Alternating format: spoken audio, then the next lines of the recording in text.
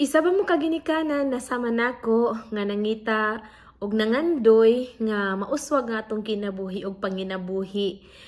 So, mao ni nga nako i-share sa inyo ha. Hope na inyo ning inyong maintindihan.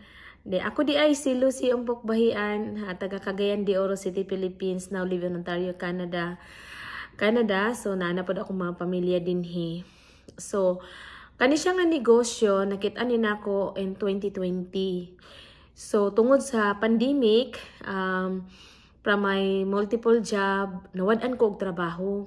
So, nag-uul kayo ko kay asa ta mangita og pambayad sa kuryente, sa mga bills, insurances, mortgage, ingana. So, in other words, I was terrified gid ko, nag-uul ko.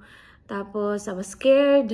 Tapos, nagkaroon sad ko ng realization sa kinabuhi ba.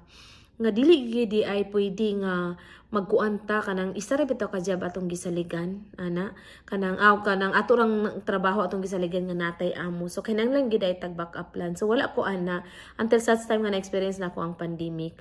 So mao na karon nga naa ko sa inyo mga kahigalaan na kung kamo nangandoy gid mo nangita mo na ko introduce sa inyo ha nga negosyo nga tinuod, tax registered ni siya og legit ni siya.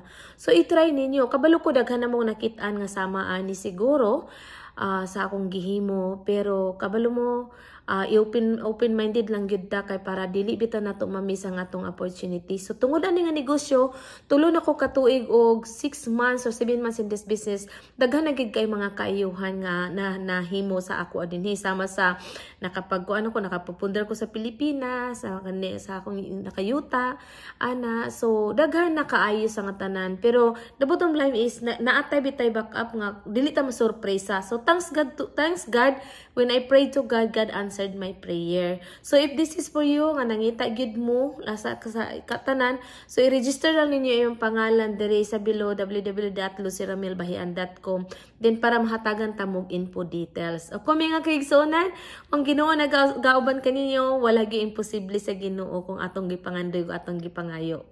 Amen. Praise God. So bye for now. God bless.